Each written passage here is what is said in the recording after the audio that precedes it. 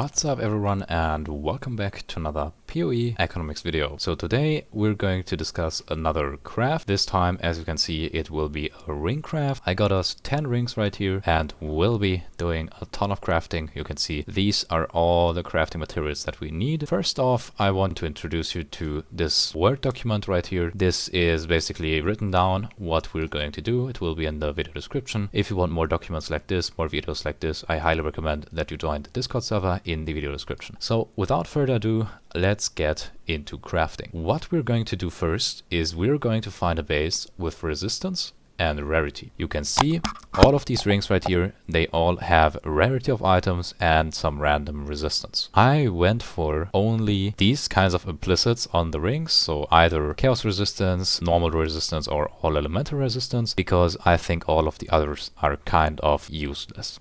So these ones are the best ones, besides of course the breach, but then we cannot do the first step, so it will be a bit more unlikely. But this is possible with almost all rings, and these rings right here are also fairly easy to make if you do not want to buy them as a base. But right here we have the base link. Now getting into the craft, what we're going to do is we're going to find a base with resistance and rarity. Then we're going to use an essence of opulence, which will get another rarity on those rings. And then we're going to use a homogenizing exaltation with a dexter exaltation with an exalted orb, which gives us another resistance. And then we use the homogenizing. First off, we put the reaver catalyst on the ring, obviously. Then we activate the homogenizing exaltation again, the catalyzing exaltation, and we'll get another greater exalted. Now, the preserved collarbone we'll use at the end together with the omen of abyssal echoes, and we'll try to get another flat damage or another percentage damage. So we're looking for at least one very good damage line, or even two, or either also percentage damage, and then the rest is basically a lot of rarity and some resistances. Now getting into how exactly we're going to do this, what I first like to do is I will use this file right here, which I'll also put in the video description. I basically just manipulate whatever it says in here whenever I'm doing a different craft. Of course, one is empty right now, but you can see I input all of the currencies, the amounts, and their prices in exalted, and then we arrive at one cost for one ring is going to be 3 divine, since we are buying the base for 2 divine. The real cost if we acquire the base for 0 divines, so if we for example drop it, we have a crafting cost of 1 divine, but realistically I think even if you maximize, you will only get low to 1 divine in cost. Let's start crafting. First off, greater essence of opulence, use that on all of these, and then a homogenizing with a dexter exaltation and a greater exalted orb. Okay, perfect. We got a lot of other resistances. Now use the reaver catalyst. Okay, was just enough. And then the omen of catalyzing exaltation together with the greater exalted and the homogenizing exaltation, and put it on all of these again. 4,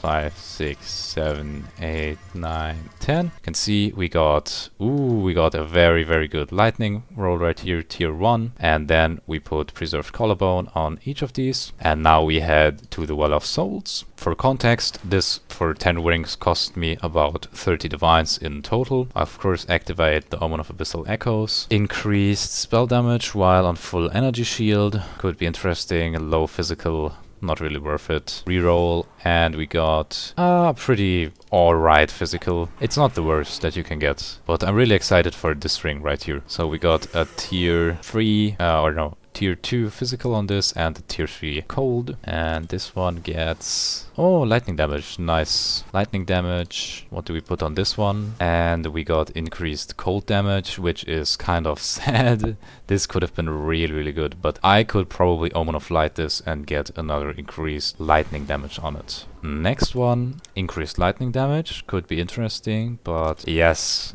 I felt it. I felt we're going to get cold.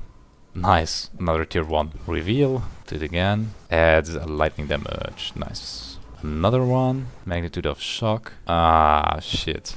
Well, magnitude of ignite if you've consumed an endurance charge recently. Maximum mana, I think, maybe some rare build is going to profit from this. Increased lightning damage, maybe. No.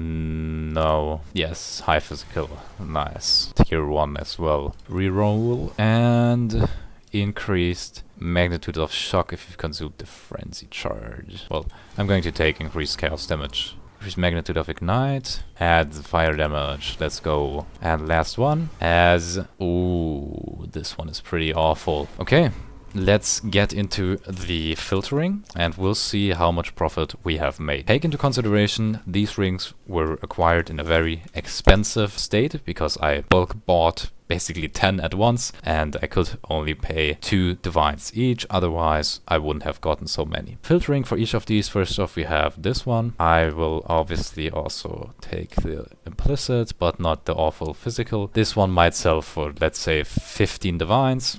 Next one we got pretty alright rolls. Yeah, this one will probably sell for, I'd say, yeah, these are very, very good because they have lightning, fire, and also this high rarity. So I'd say probably, I wouldn't say 50 divines or something, but maybe someone will pay 25. Next one. Now, of course, maybe I'm a bit delusional here, these assumptions, but I really think that these could be as valuable. Okay, this one is very cheap, maybe 1 divine. And this one is probably also 20, maybe even 30. This one is, let's say we sell each of these for 10 divines. Let's even say we sell each of these for 5 divines. It's still going to be 50 divines, which is going to be 20 divines in profit. Now, let's select the best one that we've got so far. So it will either be this one, which has some very high fire and some very, very high lightning, or it will be this one, where we can actually use another omen to replace this cold damage with maybe increased lightning damage, and it will also be very, very powerful, especially since we can put a lightning attribute catalyst on this, and we get a ton more damage. Yeah, we increased a lot of these modifiers by a lot. The implicit, the lightning damage, and yeah,